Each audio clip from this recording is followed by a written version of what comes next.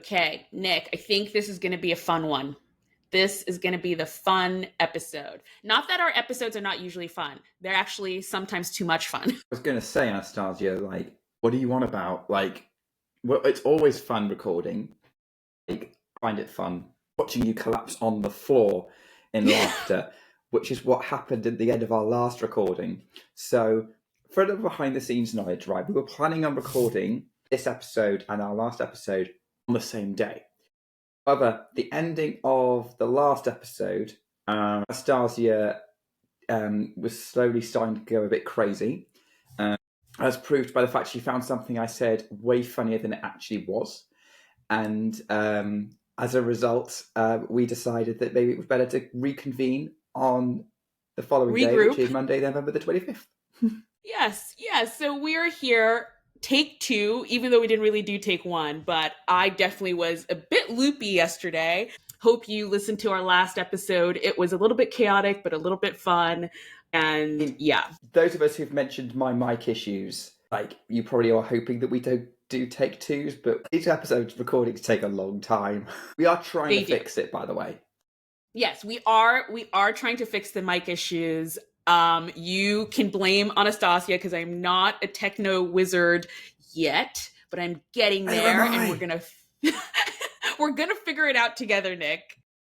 I had to ask Anastasia earlier what she was talking about when she said gain on a mic, and I'm like, I have no idea what she's on about. I am learning so much about audio editing, guys, and just a little bit behind the scenes, because I don't know how much people know about this stuff, but it's Nick and I. That's the podcast's production team. It's Nick and I talking back and forth, me looking on YouTube for videos of how to fix mics, but that's just a little bit behind the scenes for you. But anywho, let's get into this episode of Ground Pass. The off season is here. People are on beaches in the Maldives. Why do all tennis players go to the Maldives? I think it is a promotion thing, but who knows? But either way, it's the off season. We're here to have fun, and we have a fun episode here for you, which is going to be the Ground Pass 2024 season in review. We're going to look back on the season. We have certain categories that we're going to go through. And yeah, I'm excited to hear Nick's answers. I don't know them. We have a shared document, and he's put some of his answers in, but some of them he hasn't. So I'm going to be surprised to hear what he thinks. The answers I haven't filled in are answers I hadn't decided when we were prepping the podcast. And although I do have some answers now, there may be one or two things I have to think of during the episode, because I'm between two things. And sometimes you need that. Sometimes you need the pressure to just be like, pick one. Anyway, are you ready, Nick? Do you have any awards show music, by the way? Cue the Oscar theme song here.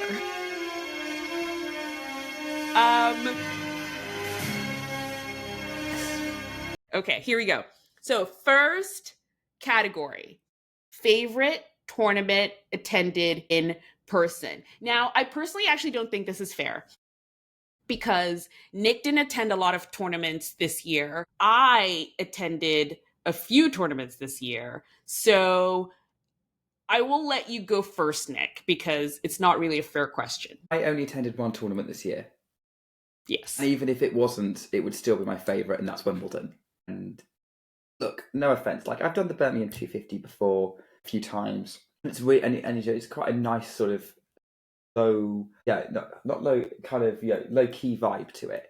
With Wimbledon, it's just this sort of, I just think of it as this magical tennis place, really. Yeah.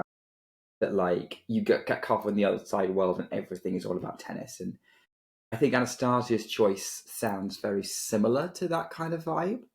Yep.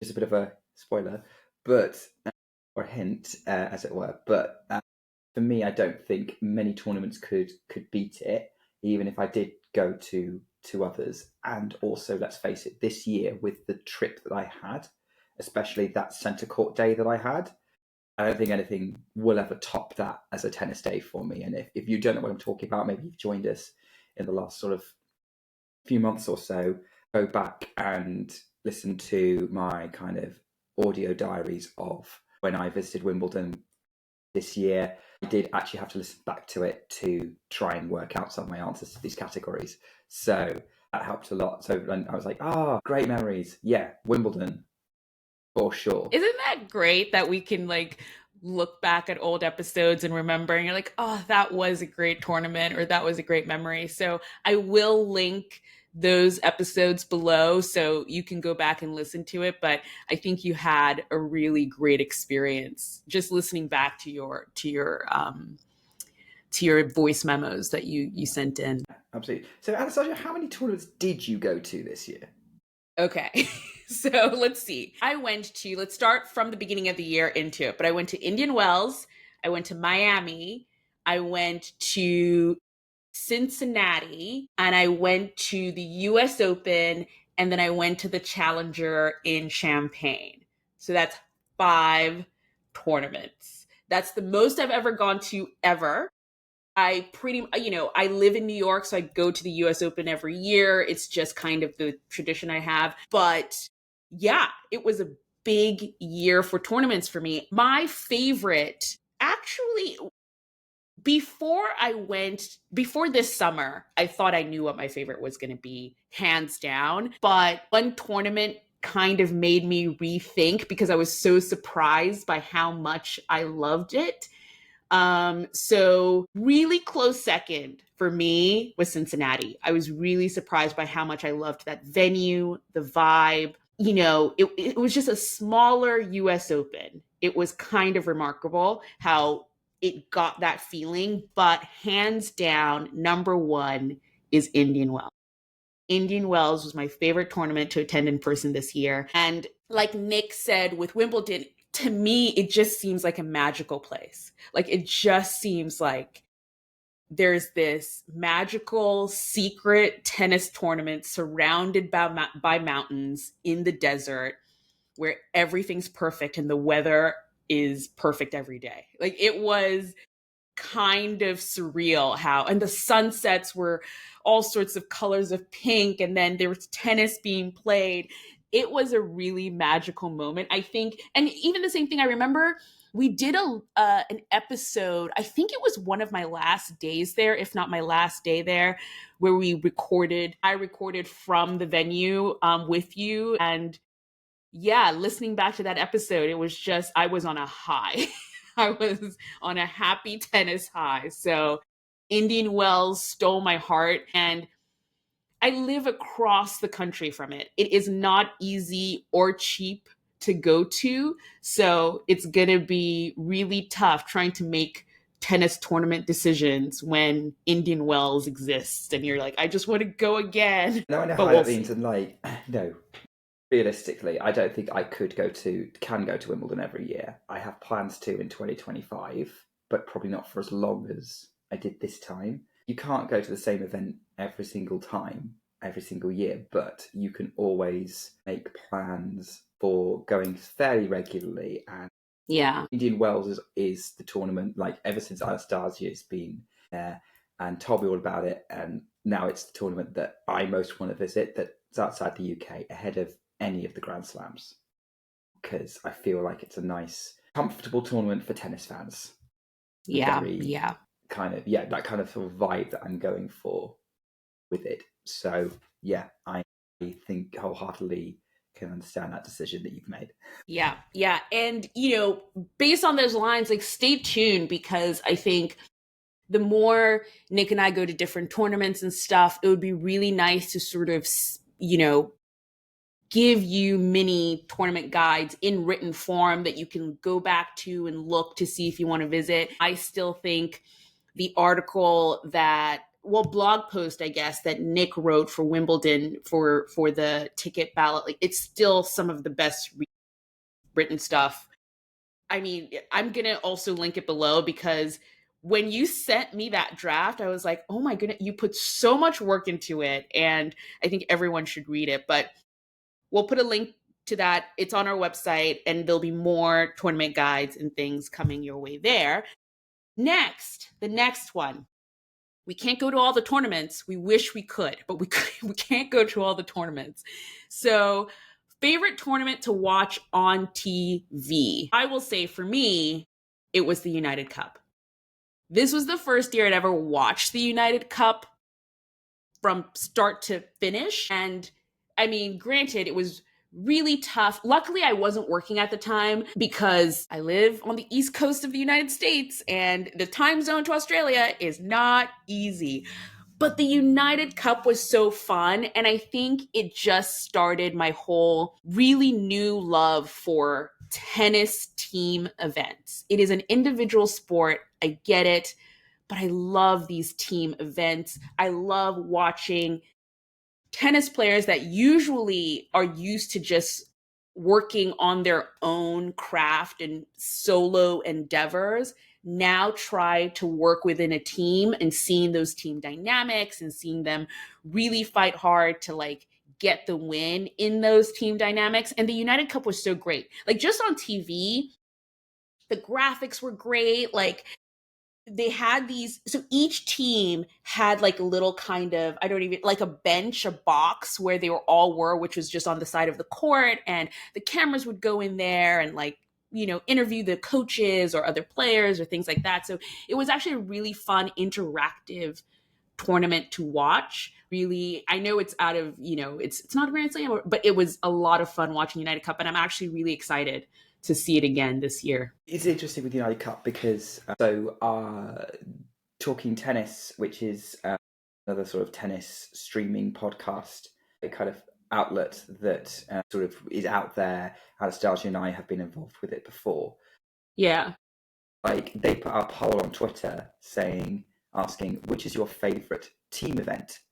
And they put Davis Cup, Billie Jean King Cup, United Cup, or please state, or like none of them. Like I can't remember what the fourth option was. I went with United Cup because United Cup I think is like the most fun event, and like I always feel like watching United Cup there's like a mini slam. You know, you could say it's like a Grand Slam, but like the matches come so thick and fast, and they've got so many top players involved. And it's in kind of these biggish stadiums, or if they feel big on TV, as compared to a lot of what end up happening at Billie Jean Cup and Davis Cup, which is crammed into like an arena somewhere, like a smaller indoor arena. Like this felt like a tennis, like a proper Australian Open warm up, which is one of the reasons why I like it so much. It's worth points, has men and women in it.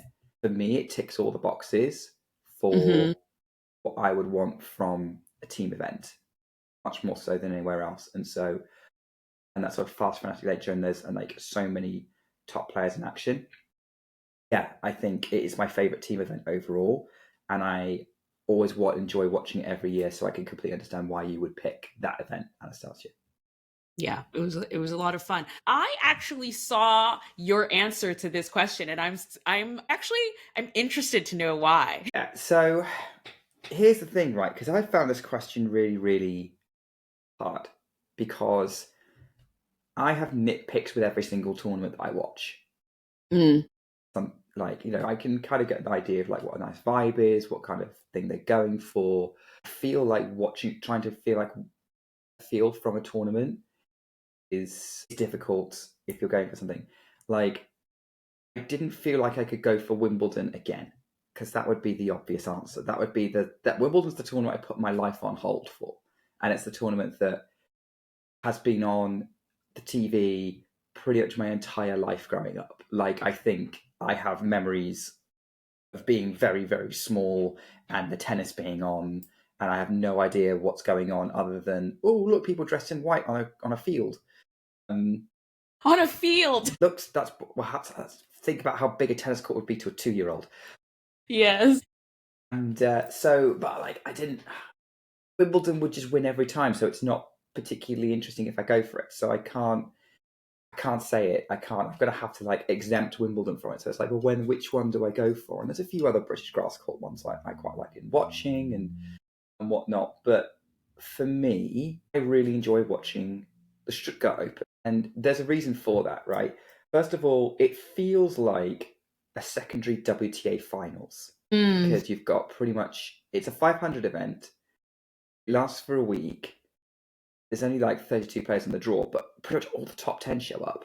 Plus, they give wild cards to crazy good people. Like they gave wild cards to Emma Raducanu and Angelique Kerber, like Grand Slam. yeah. Like they just cram it with the best of the WTA, and they're playing all day on a quick indoor clay court, quickish, slick indoor clay court.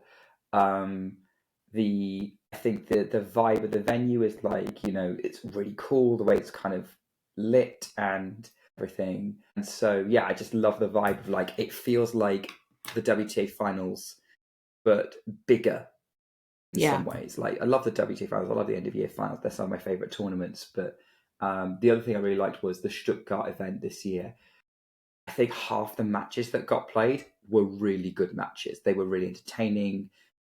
They were competitive. I think I ended up with like I think there were like 13 memorable matches out of a possible 30 something. Yeah. For me, yeah, Stuttgart is the top. The one thing I would fix, please fix the graphics for the tournament. Like not the WTA graphics, just like the tournament like the tournament graphics they use on site, because they haven't, I think they've been using the same ones for a few years now, and I don't think they've aged particularly well. The cars look cool though. Right. Well, I was just going to say they have a great prize at the end of that tournament. I think I remember us recording the episode and I was like, I'll take the Porsche. I will Yeah. just give me the car. It's okay. I will put on my clay court shoes and attempt to win that tournament if I get the car at the end. But no, that's a really good one. That's a really, really good one. There were so many great matches this year from the Stuttgart. I can't remember what Emma Raducanu was doing. Then Marta Kostyuk also had a really good tournament at Stuttgart this year. So yeah, that was a good tournament. Next one. This is okay. Now we're getting spicy. Now we're getting interesting. Favorite match you watched on TV? You have like a list of 200. So yeah, did you? Yeah, do you saw my messages about like my yeah? So I, for Yeah. those who may not have seen my social media, I decided to share this with the world. So I was going to work on a project like beginning of the year. Decided, you know what, I'm gonna see what matches are get the most attention on social media. I'm going to make a list of them. They're going to be matches that I also enjoyed, but like the matches I thought got the most buzz. Yeah. And I had a spreadsheet for ATP and a spreadsheet for WTA. And then I was going to do an end of year like best matches to WTA. The WTA spreadsheet ended up having 125 matches on it. Now I will say not all of them I watched. I didn't actually watch all of them. Some of them were Mm-hmm. like happened overnight, so I slept through it. So an example would be Sabalenka Stearns at Indian Wells. That was a night session match. I didn't watch it. It was beyond my time zone. But I woke up to loads of people on Twitter going crazy for it, so I added it to the list. So I was like, okay, well then, which one of these did I watch? Which one of these did I not like? Which ones do I go for? And like, I can pick holes. Like, do I really want to pick holes in it? Like, but like I don't. And like, I really enjoyed all of these. Like, I don't have to pick one. The one I ended up going with was probably not a very grounds passy match, in that it was near the end of a tournament. But I'm actually going with the Wimbledon semi-final between Jasmine Paolini and Donna Vekic. That was a good one. Oh, that was a good one. Good picnic. Yeah. And like other people shouting at me, going like, "What?" But people who are hardcore tennis fans are going, "But why haven't you gone for one of the two matches that we know is like one of the best ones of the year?" Like, because I didn't watch them all the way through, and also, actually, no, I did go back and watch them both, but I didn't watch them live all the way through because I had distractions with life. But also, when I was watching them live and I was watching the ends of those matches, I was stressed out my mind. So, because they both involved Iga Swiatek. So, yeah, I'm going with something that, like, it was a good match. And I knew it was a good match because I couldn't pay full attention to it. It was so it was kind of on the background when I had to do other things. But what I was watching, I thought, oh, this is really, really good. Like, even though I wasn't paying full attention, I knew there was something special going on. And then by the time I was able to pay attention to it, specifically in the final set, I was gripped all the way through. So, And I don't think any other match really had that effect on me this year. So for that reason, I am going to go with Donna Vekic against Jasmine Paolini in that Wimbledon semi-final. I love that pick because I think you're right. People would probably think you would go for Iga Naomi Osaka at the French Open or Iga and Arina Sabalenka in Madrid. Yes. Those were also two phenomenal matches that I think I would have picked. But I actually think you made the better pick. That match between Donna Vekic and Jasmine Paolini was so emotionally gripping, because both had so much on the line. That's a great match. That was a very, very, very good match. You Mine actually went for a is, proper grounds pass pick, though. You actually went for I like a did. proper, like, in the spirit of the show kind of thing. I did. But also for me, a tennis match is a tennis match is a tennis match. There are a lot of great tennis matches that I could name that were super, really good this year. But Like, I there's will say something. My ATP list was like 80 matches. Yeah. There were definitely more. I will give it that. There are definitely more WTA matches this year that caught my attention, which for me is rare. But I think I've definitely successfully converted my I'm not necessarily WTA. doing this as like a comparison, but just to kind of back your point up of like, again, you had a similar problem. Like, trying to Yeah, sift no, through no. 80 matches is ridiculous. It is totally ridiculous, but I do still think there are I mean, the WTA storylines this year were epic. But anywho, different podcast. The matches I remember the most are the matches where there is crowd participation. Like there is something about watching a tennis match at home that almost makes you want to be there when the crowd is just going crazy. And I picked the match between David Goffin and Giovanni Mimpeschi Pericard, which was the first round match at the French Open this year. And boy, were the crowd involved. They were the best crowds. I think French crowd is, they're a different level. You watch a French tournament and it is a different level of fan, and they're so riled up and so in it with everything, and they made that match for me one of the most memorable. And Giovanni Montpeschi Pericard is a new person coming up this year. I mean, I technically started watching him at the end of last year during the indoor season, but he was coming into this event. He had just won Lyon, really high and everything. David Goffin, nobody was, I think, going for him really. And I think he almost used that as motivation. This was a 5-set match. It was forever and a half long, but it was a fun time just being part of it. And I love that note you said about, like, you were looking at matches that also like sparked conversation on social media. So many people were talking about this match as it was going on, which sometimes I love participating in. So that was my match that I loved watching this year. It was definitely a scene. Okay. Next, favorite match you watched in person on an outside court. So I'll say that again. So this has to be a match that you watched in person on an outside court, hence probably with a ground pass. See what we're doing. Got to stick with the branding. Do you want to go first with this, or do you still want to think about it? Oh, I know my answer. What is it? God, but I didn't write it down, did I? No, I do have it on the thing. Yeah, so I watched quite a few fun matches at Wimbledon this year on outside courts, but I think the one that kind of I noticed that like I felt I enjoyed the most was Lena Svitolina against Magdalene at Wimbledon. Now, obviously, I'm going for a WTA match. Like, by the way, I think the other ones up there, like, I enjoyed watching Paula Badosa, Brenda Kvitova. I enjoyed watching Linda Noskova and Bianca Andreescu as well. Like, what was it? On the outside courts. I don't think court 2 counts as an outside court. I'm not Is going to that mention sort of those matches. is that after? So remind me, it's center 1 and then 2. So 2 doesn't have a 2 is roof. the equivalent of grandstand. Okay, okay. So I don't think you wouldn't count grandstand as an outside court, would you, Not with the US really. Open? No, so I'm not going to Not go really. it. So yeah, I think Svitolina Lynette, one, crowd participation. There were some very Mm. passionate Polish fans. There were some very passionate Ukrainian fans going on there. I think it was one of the few matches I actually watched that went 3 sets, if I remember right. But like both players were giving it everything they could.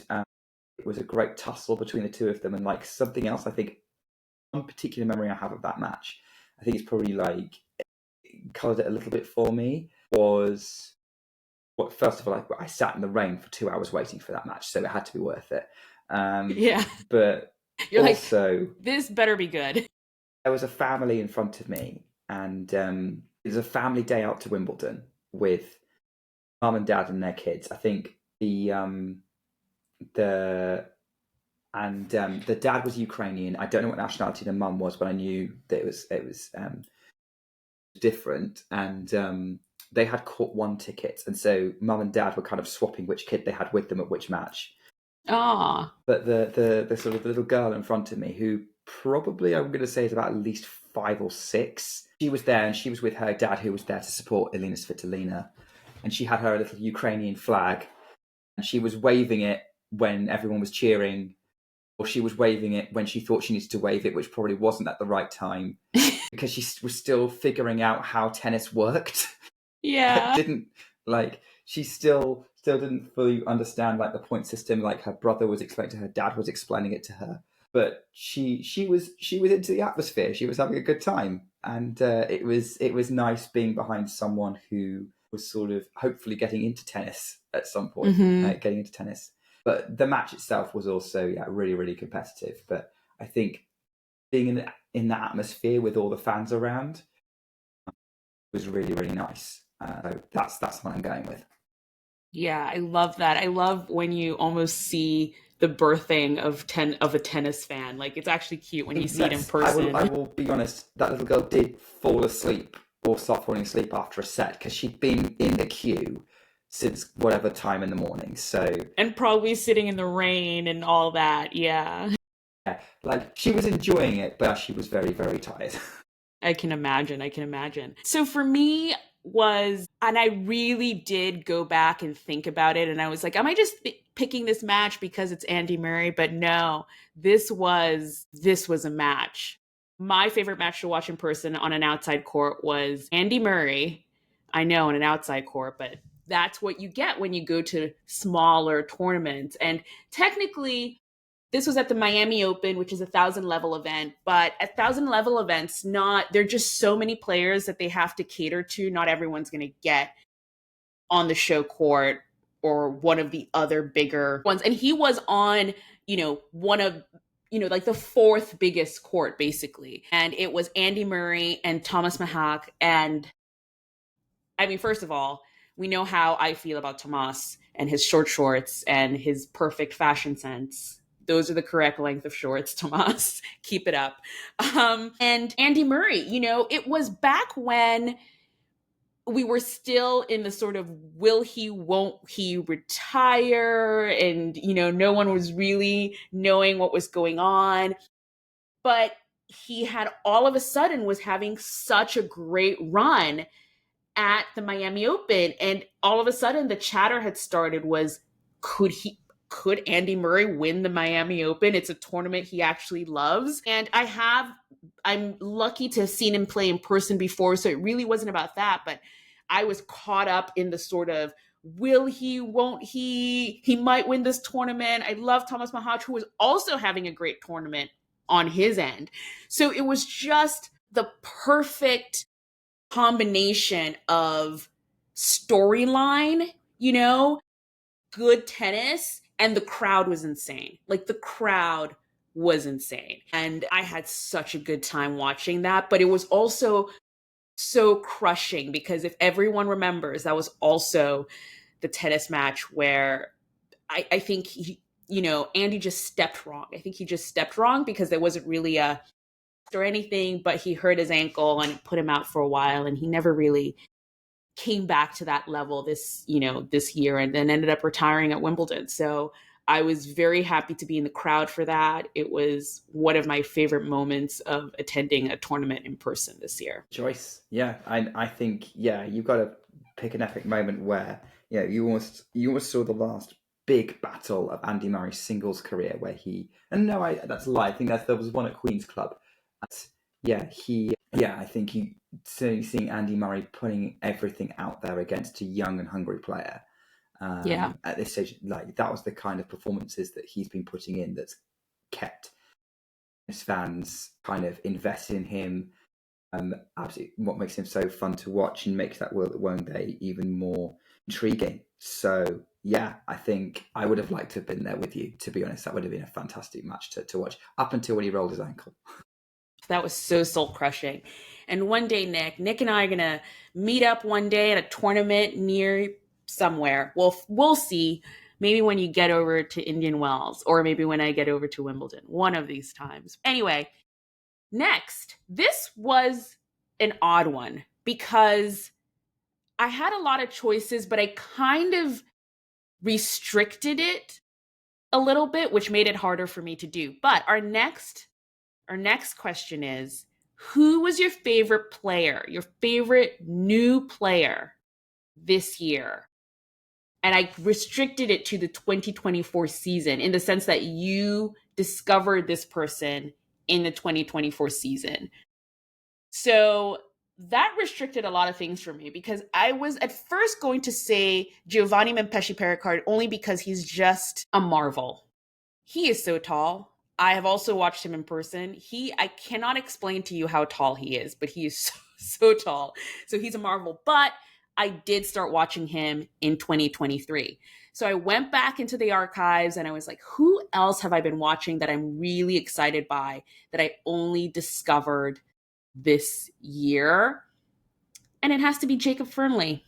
Jacob Fernley was the one. I had never heard of him before his match against Novak Djokovic at Wimbledon. And I was so impressed by his gumption. Gumption's the only word I can think for it. He just stepped onto that center court and didn't care who was across the net.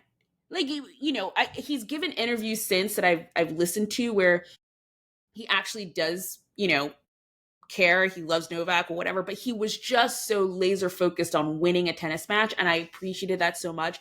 And I do love the way he plays. I thought it was really great. So I made it a point to follow him, especially he also went to college in the States. So college players coming out of the college tennis, programs from the States have been sort of highlighted this year a lot. And then I just watched him go on a run of French challengers. I think he won every French challenger he played, which was so odd. I was like, he's a Brit. He's winning all these challenges in France. Very odd, but he's had a really great run to this year. And, now he's going pro. So I'll be very interested to see how he does in the future. But he was my favorite new find this year, Jacob Fernley. How about you? No trouble with this one because I'd heard of everyone that I watched this year, more or less. Yeah. So, That's like, it. I I think just have there to were like, say, that's why this question is really hard for us. It might not be hard for our audience, but we are so into tennis. So we hear about people all the time. I watched Emma Navarro for the first time this year, but like I'd been hearing all about her since the end of last year. Mm. Um, and obviously now she's top 10, so like I kind of had to watch her. So, and I was going through the rankings, going, I kind of seen them play, or like there wasn't anything about the way that they played that kind of particularly gripped me at the gate of like, okay, I think the one player maybe. I will say this. Do you know what? I'm gonna change my answer because I was gonna cheat, but actually there is one player I think I'm gonna go with. And the only Okay. reason why I wasn't originally going to go with her is because if she kind of continues down a line, I don't necessarily know if she'll be one of my ultimate favourites to watch, but I will still have a lot of admiration for her. Mm-hmm. Um, just because I like watching something that's a bit more inventive and a bit more kind of smooth, and a Who lot is of it? very young player. Jovic, who is an Okay. American, Yeah. 16 years old. I hadn't heard of her. She got a US Open wildcard, and I watched it. And my initial her match, I can't remember who she was playing. She was playing a really experienced player, and she was giving it all. I think I was in Kasatkina or someone like that. Yeah, I don't remember, but I think we either briefly mentioned her or I also did watch her. But did she also Yeah, I think play the junior tournament at the US Open? I think she did. Yeah, because she got to the semis, I think, or Yeah, she yeah, did she quite well in the juniors. And like yeah. the thing that kind of gripped me about her was I did not think a 16-year-old could hit the ball that hard.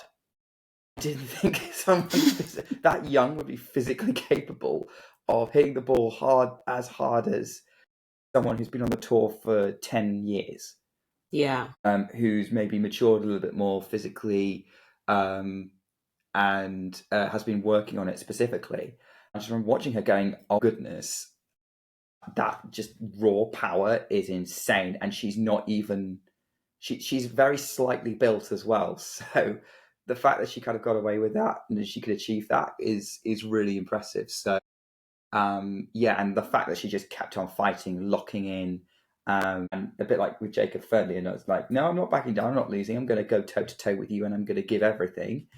Yeah. I don't think she didn't win the match in the end, but she made it pretty fun and competitive, and so yeah, I reckon I've got to go with Eva Jovic just because she best fits um, your description. Really, it may well be in future years of Ground Pass that we're just going to end up picking teenagers this award.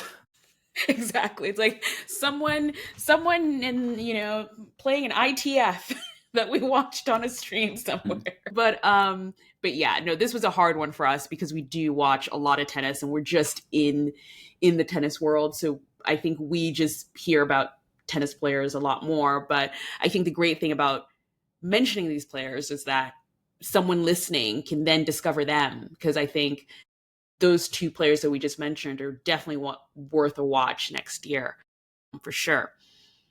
Okay, this is a fun one because it's always something where you see a player and you're like, they're gonna be the best player of the world, they're gonna win every Grand Slam, and then they just disappear and you never hear from them ever again. Player you thought would be great but disappeared. Dino Prismic. Why? Why? Also, I don't know why I'm picking people who played Novak Djokovic in early rounds of Grand Slams, but Dino did really, really well. Dino is a Croatian player. He was, and to his credit, by the way, the reason he disappeared is because he has been injured. And during that first match against Novak Djokovic, I mean, his arm was taped, his leg was taped, which was really funny because I remember putting on that match and thinking, as they walked out and they were doing their warm ups, I was like, this is going to be really quick. This kid looks really injured and is probably not going to survive. But Dino Prismic, that match was, I have never seen anyone take on Novak like that who wasn't sort of already a top player. Like he came out of nowhere and was like, I'm going to win this match. And I think everyone was like, what do you mean? And he was like, look, I'm going to win this match. I think it was a 4-set match. He did take one of the sets that went to a tiebreak. But yeah, he won that match. It was, I can't remember what round, but it was one of the early rounds of the Australian Open, maybe this first or second round of the Australian Open. And I think he was in a tournament the very next tournament after the Australian Open, he was in it. And then I just truly have not seen him all year. He just disappeared. And then I later, I did my research because I was like, where's Dino? Where is he? And he's been injured for a long time, hoping he comes back in 2025. But he is my pick for player I thought would be great. But then poof, disappeared. And Dino's young enough that he could still be great because he's still 19, right? I think he's just turned 19. He would have been 18 when he played Novak. It just depends on like how he manages injuries kind of going forward. So yeah, I completely understand why you would say that, and that's the risk with sometimes like going big on a young player is they get injured in their development. massively impacts how they do, which is what's happened with my pick. My It's a pick, theme. yeah, and I think again it's going to be one of those things that keeps cropping up. My pick is Brenda Fravitova, Yeah, also who another great player. Yeah. who and like I feel a little bit bad about this one because she's only 17. Yeah. Like her career's barely started. So Brenda's had a lot of hype. I remember watching her WTA tour debut as a 14-year-old. Would have been 2 or 3 years ago against Sloane Stevens, and those opening games, like Sloane looked like, hang on a minute, what is this girl doing? Yeah. She like this backhand lethal, and yeah, it took her a couple of games and eventually figured out how to play her. I think Sloane just decided that day she wasn't going to lose to a 14-year-old, and ended up winning the tournament. I think Brenda woke Sloane up, that tournament. Yeah. Fast forward to 2024, Brenda is really hyped. She's knocking the door with top 100 as a 16-year-old, and actually did break top 100 this year. And I'm like, okay. And like, I went to go and see her at Wimbledon because I wanted to kind of. So I played Badosa in again, actually quite a decent match. I'm like, I've got fun raising that match because I ended up speaking to a couple of fans the other side of me, explaining who Brenda was and why I was here and why I was interested in this match because I wanted to say, hey, I watched future Grand Slam champion Brenda Fravitova before she was good, guys. Before like I got in there early. Got to get the bragging rights. Uh, yeah, a little bit, and yeah, and she put up a good fight with Paula, and I was cheering her on. Actually, I was like giving her like because she didn't have many fans. Like there were a few Spanish people who turned up for Paula, but there weren't that many people cheering for Brenda. And so I thought, I'll just give her like let's make this match interesting. Let's give her some encouragement.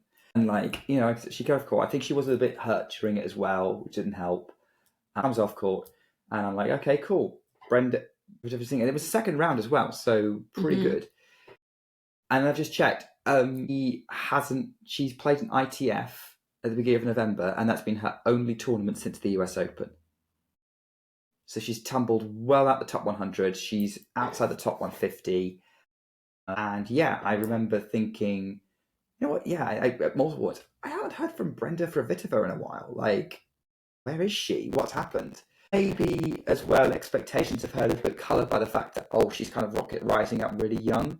And Mm-hmm. you're already making comparisons to someone else who did something similar, Mira Andreeva, who is now 17 years old and top 16. Yeah. And you don't expect every young player to be Mira Andreeva, but Brenda Kvitova was looking close to that. And so, again, we'll see how it goes. If she's healthy, I think when you're young, you get injured more. So I think that's what we're going to have to deal with. So hopefully Brenda comes back next year, but she's probably the best fit for this award for me. Yeah. I think it's kind of the thing that happens when you get players like you said, Mira Andreeva, Carlos Alcaraz, and then now you're looking at every 19-year-old and being like, "You're next," but they're still pretty young, and sometimes have a ways to go. Okay, so we are coming to the end of this. We have one more question. Well, we kind of have three. We have three questions total left. One of them is super fun. Nick, what are you most looking forward to in 2025? You want the real answer or do you want the sensible answer? Now I want the real answer. Now I want the real answer. Okay, putting on my just putting it out there because I am biased. What I'm looking forward to in 2025 is Iga Swiatek getting back to world number one and winning everything. Just as a fan of hers and the way she plays tennis, I want that tennis to succeed. And I'm interested in seeing how that coaching partnership with Win for Set goes. And I'm looking forward to 2025. I mean, obviously, I'm looking forward to going back to Wimbledon. Um, I guess the thing that's kind of hyping me up a little bit is like, I am excited about Iga. I'm also excited about Elena Rybakina. I am excited, and this partnership with Goran Ivanisevic and what this might unleash on the WTA tour and what level of tennis we're going to get and what kind of great matches she could end up playing, kind of encouraged by this other former player who's an excellent server. And I guess, that plays into what I'm excited by. I'm excited by the WTA tour continuing to not only be excellent on a ground pass level, alike, because trust me, I can recommend if I wrote you a Wimbledon guide, I'd be sending you to WTA matches most of the time because Yeah. you've got so much depth of players and like players with crazy CVs playing each other in the first round, really good CVs. But the top of the game is becoming such a strong level out of it. With Swiatek, Sabalenka, Rybakina, Goff. Let's see what Chen Qinwen does. What's we're going to see like when we're waiting for Mila Andreeva to join that potentially. So yeah, I think that's kind of what I'm going to be looking for. Because let's face it, I'm going to be watching tennis most of the time. And it's going to be on a weekend, and I would quite like my finals to be quite good. Funny enough, Nick, we have very, very similar things we're looking forward to in 2025. I guess you want to see Carlos Alcaraz taking over as world number one from Yannick Sinner. No, not at all, actually. I mean, this is sort of a podcast episode that I've had just sitting as an idea on our idea sheet on our like little Google Doc that we share, but I'm really interested in coaches and especially tennis coaches and what they bring to the game. So imagine my luck and just excitement with the number of coaching changes and news that we're coming into in this new season. So I am extremely excited to see where everything kind of lands because I'm also very personally, I love an athlete and I love an athlete's journey to being better.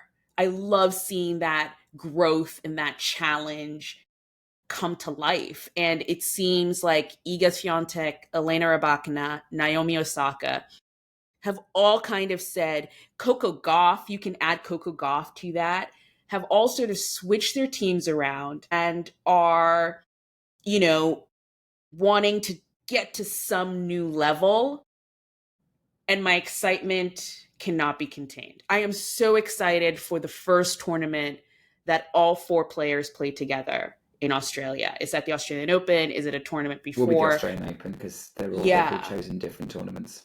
Right. Just to see what they spent their off season doing. Like I wish I was a fly on the wall, you know, watching them in that process because that's the favorite process for me. So I'm super excited for that. And we didn't really get much of that on the ATP side until Andy Murray stepped in. And Andy Murray and Novak Djokovic were like, why? We're just going to add, you know, we were feeling left out.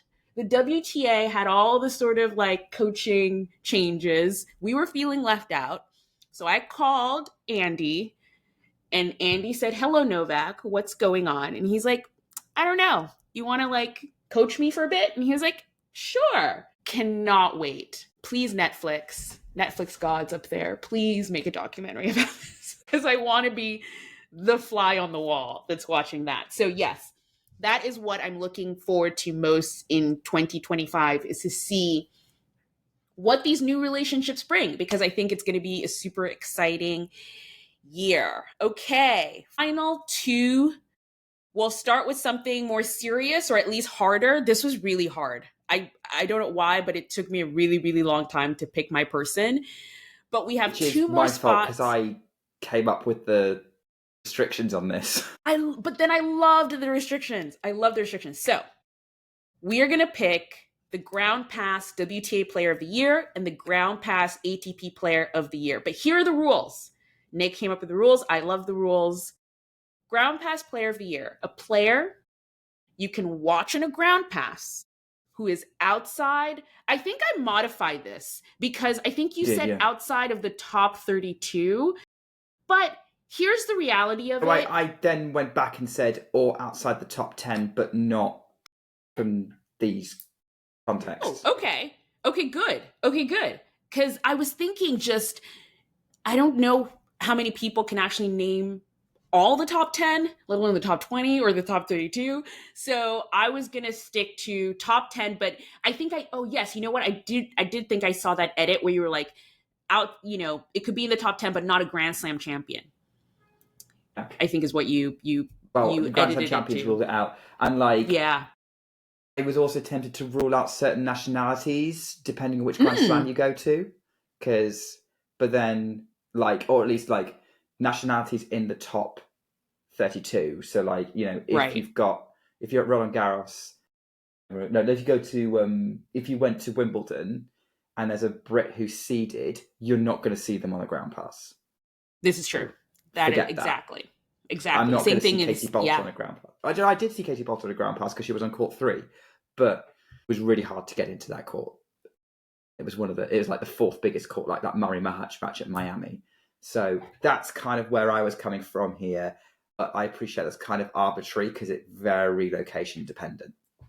Yeah, yeah, but I totally get it because, I mean, technically Louis Armstrong is a big court, but every time an American was playing on an outside court that you could get, that there was seating available for ground pass holders, it was impossible to get it, like impossible.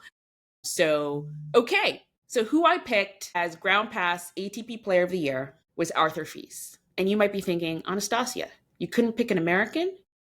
But guess what? Arthur Fils is the king of New York.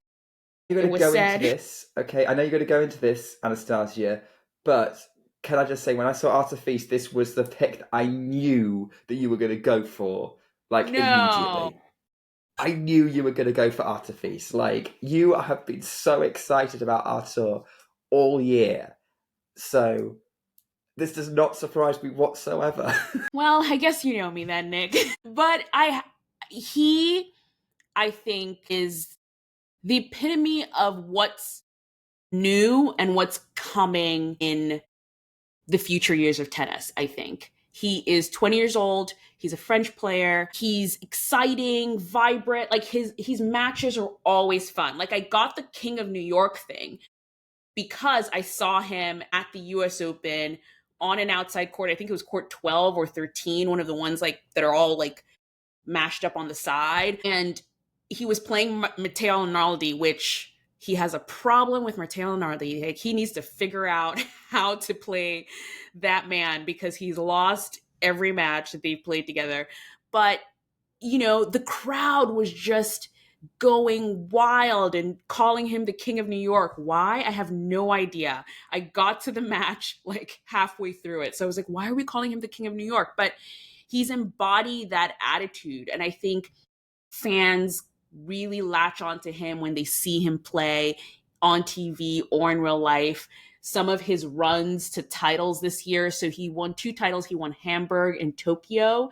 And his Hamburg run was okay. He did have a very, very spicy, I guess you could say, final match against Zverev in Hamburg. But I think his run in Tokyo was the most impressive. Yes, I think he had one in that run. I think he did have one person retire due to injury, but otherwise he was fighting every single match and it always went to a third set. And after every match, I kept saying, how is he going to do this tomorrow? How is he going to do this tomorrow? And he just ended up with the title. So I guess I am a little predictable because Nick knew who I was going to pick. But Arthur Fils is my ground pass ATP player of Everyone 2024. knows he's the King of New York. Please tell us, because was that a first round Please or a tell second us. round match? It was a second round match Must because have I done actually something in his think, first round match that made everyone love him. yeah, maybe that's what it was. But again, it was quite remarkable. I came in halfway and everyone was like, King, you're the King of New York. I was like, he is? He's French. But anyway, Look, the he's French my sent pick. New York the Statue of Liberty and Artifice. Solved. Solved. That's it. Cool when he wins the US Open, right? It will be. It's his home tournament, I'd gone down the same route as Anastasia went with her pick. I would have gone with Deanna Schneider. She's won multiple C50s. She'd be great sight on a ground pass. She's the same age as Artifice. She's a young up and coming player. She ticks a lot of boxes. She's the only player in the top 32 that I would have seriously considered going for.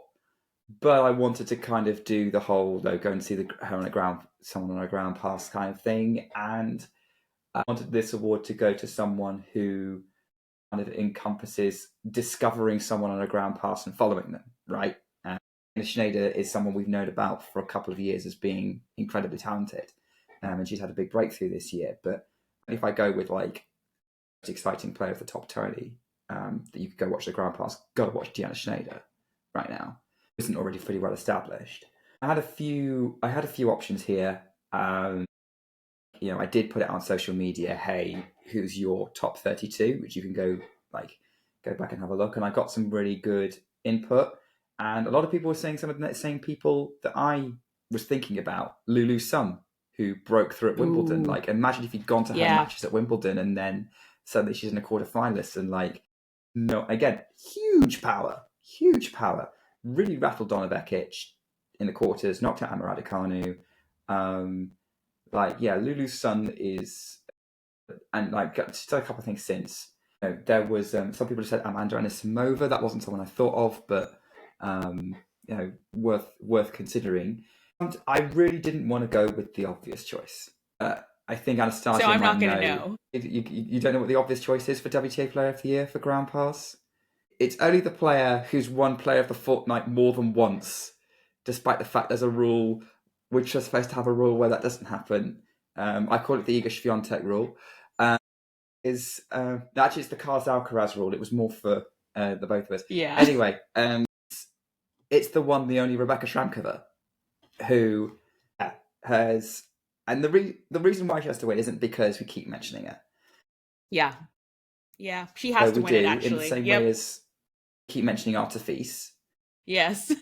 But she broke... If you were a grounds pass at the Italian Open, you would have seen her make that initial breakthrough when she made the last 16. Mm-hmm. In the back end of this year, she's reached 3 250 finals. Again, two those kind of tournaments that, like those smaller events that, it's not all about the ground passes for the big events. It's getting into those smaller tournaments that for a similar price to go and watch those in those smaller stadiums. And you would see her there grinding it out and doing really well, winning a 250, went to a Billie Jean King Cup tie, would have seen her slugging out for Slovakia and getting through, and on that and becoming one of the heroes of the Billie Jean King Cup finals. And there's now a lot of hype around Rebecca Schramkova doing things in 2025, given she's launched herself into the top 50. Yeah. And because she's still not seeded, go see her on a ground pass while you can. Because here's the thing, these awards is that we want to highlight players that you can go watch. Like if you're going to a tennis tournament, we want to give you some names of people you'll have heard of, maybe seen pictures of on our social media. So with that in mind, you're in Australia, because she'd probably be seeded by the French if she keeps going like this. Watch the Rebecca Schramkova WTA Player of the Year for the Ground Pass podcast 2024. The most perfect pick. Again, alumni of Player of the Fortnight. The best pick you've ever made, Nick. Yeah, you nailed it. You nailed it. And she's such... I'm going to find that video again because it's that episode. And I'll link the episode below where you picked her just to highlight your description, because she has had quite the end of the season for sure. Okay, so that's it. I wanted to add this fun question at the end. I'm always curious how many people who actually listen to tennis podcasts or what else, what other tennis goals do you have? Do you have, let's just jump right into it, I would say. And the question really is, what are your tennis goals? And I know that's so broad, but what are your tennis goals for 2025? And I'll start because I came up with this stupid question. It's not stupid. It's fun. It's a fun question. But my tennis goal for 2025 is, there are two. One, play more tennis. I actually do play tennis. I just don't play it enough. And every time I get back on court, I'm like, I forgot how to play tennis. So I want to play more tennis in 2025. So that's my first goal. And my second goal is go to more lower level tournaments, because I live in a Grand Slam city. I live in a city where there's a Grand Slam. And I think that's sort of spoiled me a little bit, where, people are like, oh, what's your local tournament? I'm like, it's the US Open. That's a massive, massive event. And I just want to go to more lower level tournaments. I think I was really inspired by going to the Champagne Challenger and just being part of it and watching these young tennis players and old tennis players too. Like there were some established names there trying to make it back. And you just get to see tennis so close up at these smaller events. And it gives me a better appreciation for the game. I've never been someone who's technical per se. Like I'm never going to be someone who's analyzing backhands and forehands and looking at percentages and things like that. But I am finding joy in learning more about that stuff and being able to see a forehand or backhand or where someone's putting their serve in up close like that helps me get more appreciation for it. So I'm hoping to go to more smaller tournaments in 2025. Those are my goals. How about you, Nick? Pretty much the same. I mean, I play tennis semi-regularly, competitively. I would say my ambitions are similar to yours, but I'm going to focus them a little bit more, kind of be a bit more specific. Want to win a tennis match. So I haven't won a tennis match in 2 years. Okay. That's a good goal. Maybe over a year. And I want to go to one of the following 3 events. I don't know which one yet. I want to either go to the Nottingham Open, Ilkley Challenger, or the ITF in Shrewsbury. That's because they're all within an hour of where I live. Those are... Never been. Again, 2025 will be the year of the smaller tournament on Ground Pass. Get ready, everyone. We're going small, or going big, but going small, but going big by going small. Anyway, we've reached the part of the podcast where Anastasia is going crazy. So it's time to wrap it up. Enjoy the fact that Anastasia goes crazy.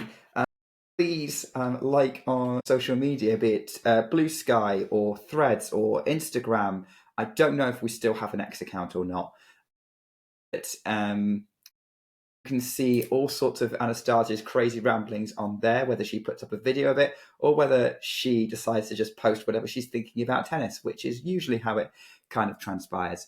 You can enjoy that a lot more with us. Obviously, subscribe to us if it's your first episode. And what an introduction to Ground Pass it is. We talk a lot. I know. Can you imagine if this is someone's first episode? Look, I've had crazier first episodes of podcasts. We're actually relatively sensible in this one, would you believe? Yeah, subscribe to your podcast feeds. We'll try and get some content for you for the off season. We're getting ready to go join the tennis world in a brief hibernation period before we re-emerge blinking in the Australian sun. Everyone for listening in 2024. I'm so happy that our Ground Pass family has grown so much this year. And shout out to all of you on Threads and Blue Sky who found us. And looking forward to hearing more about your experiences of going to tournaments and discovering players, as well as sharing ours. Couldn't have said it better, Nick. Bye, everyone. And now it's your turn. So, what was your favorite tournament to attend in person this year? Or what was your favorite match to watch on TV? Who was your favorite new discovery? I'm going to create a little form that you can fill out. I'll put it it's going to look like this. I think it's going to look like this. I will put a link to the form in the description of this podcast. I will also post it to our social media so you can take a screenshot, you can download it, fill it out, and then post it. Let us know. Send it back to us. Tag us on Instagram and we'll repost it and share it. It will be fun to really see everyone else's picks. It's been a great year. Thank you for being with us here on Ground Pass. And can't wait to see your picks.